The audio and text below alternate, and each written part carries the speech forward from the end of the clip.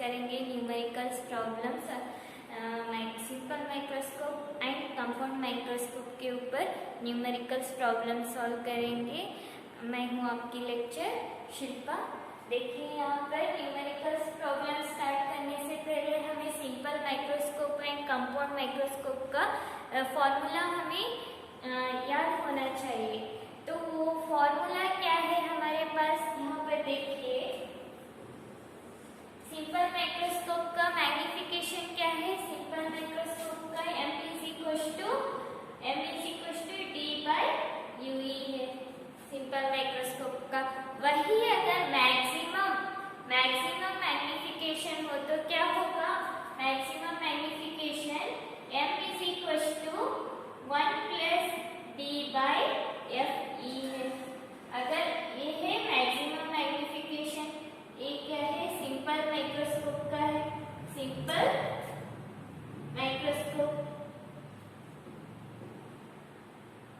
Microscope. वही अगर minimum magnification हो तो क्या होगा फॉर्मूला, d बाय fe होगा, d by fe। Compound microscope में क्या क्या देखा था हमने, कंपाउंड माइक्रोस्कोप में देखिए यहाँ पर कंपाउंड माइक्रोस्कोप में मैक्सिमम मैग्निफिकेशन क्या था, V0। पहले हम मैग्निफिकेशन के बारे में देखेंगे। यहाँ पर देखिए m is equal to m0 into me। m0 means magnification of objective lens, me means magnification of eyepiece, और हमें क्या पता है magnification of maximum magnification of compound microscope का क्या है फॉर्मूला, ऑब्जेक्टिव लेंस का V0 by U0 of 1 plus d by fe, 1 plus d by fe। वही मिनिमम मैग्निफिकेशन का क्या है, minimum magnification is equal to V0 by U0 into d by fe। ये formula याद रखिएगा, ठीक है। ये प्रॉब्लम्स करते वक्त आपको चाहिए, ठीक है। तो यहाँ पर देखिए हमने पहला प्रॉब्लम्स देखे। यहाँ पर क्या हो, यहाँ पर देखिए यहाँ पर क्या दिया है, a thin convex lens of focal length 5 centimetre is used as a simple microscope. Focal length given data क्या दिया है, हमें कभी भी प्रॉब्लम करते वक्त क्या करना है, पहले हमें अच्छे से क्वेश्चन पढ़ना है। क्वेश्चन पढ़ने के बाद वहाँ पर क्या क्या गिवन डाटा दिया है उसको लिखना है, उसके हिसाब से क्या फाइंड आउट करना है उसको लिखना है। तो उसको लिखने के बाद आपको समझ में आएगा कि रिलेशन क्या होगा उसका। तो put the formula, substitute all and get the answer. Okay, so यहाँ पे देखिए a thin convex lens of focal length 5 centimetre is used as a simple microscope. Focal length कितना है, 5 सेंटीमीटर। सिंपल माइक्रोस्कोप के बारे में कर रहे, याद रखिएगा।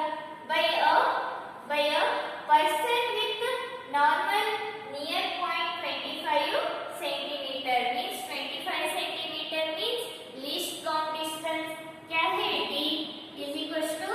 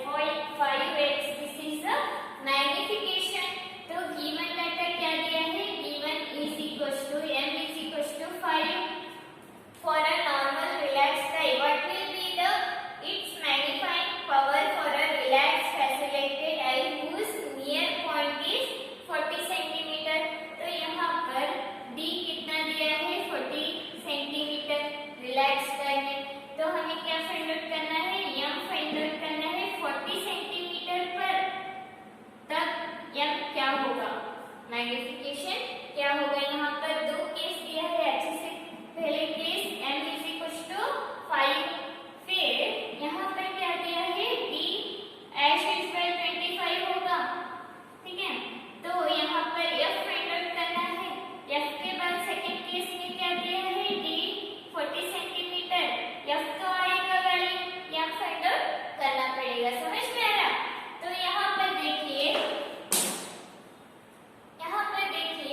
m is equal to 5, d is equal to 25।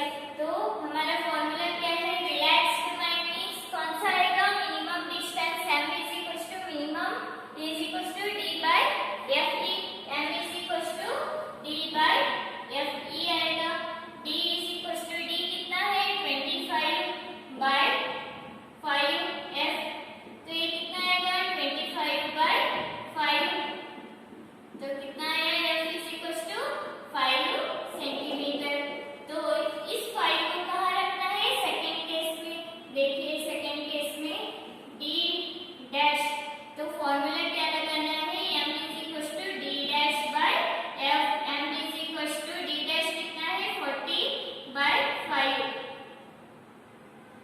5 m is equal to 8। तो हमें कितना आया मैग्निफिकेशन, मैग्नीफाइंग पावर कितना आया, m इज इक्वल टू 8। समझ में आया, get it, okay and right.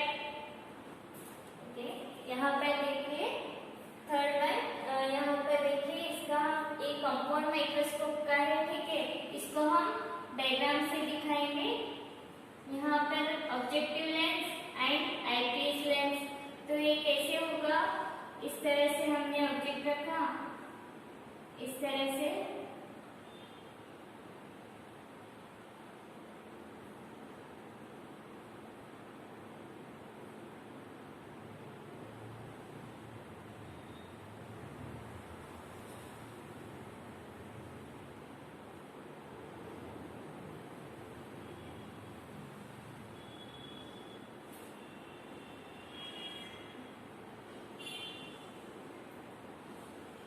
तो इस तरह से आएगा, ठीक है। ये है हमारा कंपाउंड माइक्रोस्कोप का रे डायग्राम, ठीक है। तो यहाँ पर क्या दिया है, in a compound microscope focal length of objective lens is 1.2 centimetre. Focal length of objective lens ए है, ये आईपीस लेंस है, तो फोकल लेंथ इसका कितना होगा, फोकल लेंथ कितना होगा 1.2 centimetre and focal length of eyepiece is 3.0 centimetre. Focal length of eyepiece यहाँ से यहाँ तक कितना है 3 सेंटीमीटर है, 3 सेंटीमीटर। और when object is kept at 1.25 centimetre in front of objective final image, ये डिस्टेंस कितना है 1.25 सेंटीमीटर। और क्या दिया है, इस फॉर्म एट इंफिनिटी, इमेज का फॉर्म हो रहा हमारा इंफिनिटी पर फॉर्म हो रहा। और मैग्नीफाइंग पावर इज, हमें क्या फाइंड आउट करना है यहाँ पर, मैग्नीफाइंग पावर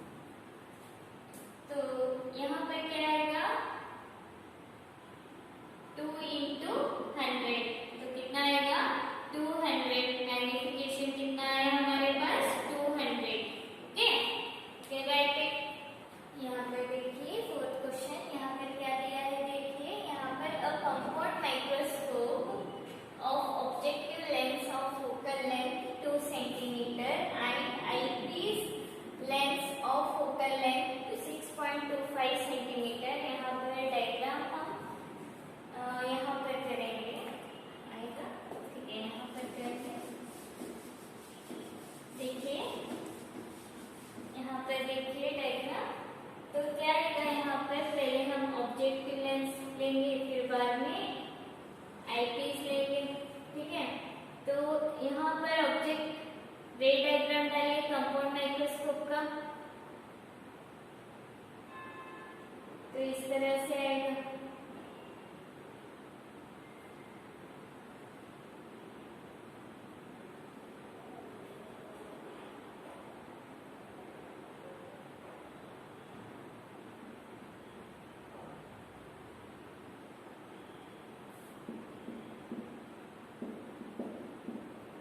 यहाँ पर देखिए, यहाँ पर क्या होगा, यह compound microscope of objective lens of focal length 2 centimetre, मतलब इसका फोकल लेंथ कितना है, 2 सेंटीमीटर है, ठीक है, फोकल लेंथ। और eyepiece lens of focal length 6.25 centimetre, इसका फोकल लेंथ कितना है, 6.25 सेंटीमीटर है फोकल लेंथ, ठीक है। उसके बाद क्या दिया है, और length of microscope is 15 centimetre, यहाँ से माइक्रोस्कोप लेंथ 15 सेंटीमीटर है लेंथ।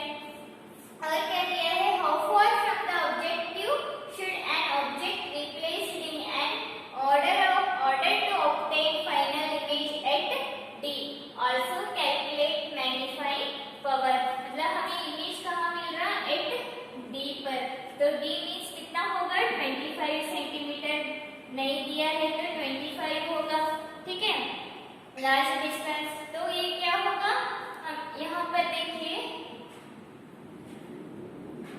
यहाँ पर देखिए क्या होगा, पहले क्या दिया है, ऑब्जेक्ट डिस्टेंस भी नहीं दिया है और इमेज डिस्टेंस भी नहीं दिया है, इसका ऑब्जेक्ट डिस्टेंस भी नहीं दिया है, आईपीस का भी, ये ऑब्जेक्टिव लेंस है, ये आईपीस लेंस है। तो यहाँ पर देखिए क्या दिया है हमें, V0 नहीं दिया है, U0 नहीं दिया है, ठीक है, F कितना है, 2 सेंटीमीटर, ठीक है, और आईपीस का फोकल लेंथ कितना है, 6.25 सेंटीमीटर, लेंथ कितना दिया है, 15 सेंटीमीटर, VE कितना है, D है, ठीक है, VE कितना है, D है, कौन सा D है, कहाँ पर आया है, हम मेजर कैसे करें, इस तरह से, तो ये नेगेटिव D होगा, समझ में आ रहा है। तो यहाँ पर हमें U0 फाइंड आउट करने के लिए V0 भी चाहिए, लेंस मेकर फॉर्मूला के हिसाब से कोई दो वैल्यूज हुआ तो तीसरा वैल्यू हम फाइंड आउट कर सकते हैं, लेकिन यहाँ पर सिर्फ एक ही वैल्यू दिया है, तो हम V0 कैसे फाइंड आउट करेंगे, यहाँ पर हमें लेंथ दिया है 15 सेंटीमीटर, ठीक है, तो UE फाइंड आउट कर सकते हैं, किस तरह से, यहाँ पर D दिया है, V0 VE लेंस, ठीक है, इमेज डिस्टेंस का डिस्टेंस दिया है और फोकल लेंथ दिया है, ऑब्जेक्ट डिस्टेंस हम फाइंड आउट कर सकते हैं आईपीस का। यहाँ पर देखिए, पहले हम वो फाइंड आउट करेंगे आईपीस का lens maker formula 1/FE is equal to 1/UE minus 1/VE, तो 1/FE क्या है, 6.25 इज इक्वल टू 1/, यहाँ पर VE चाहिए, यहाँ पर UE चाहिए, 1/VE माइनस 25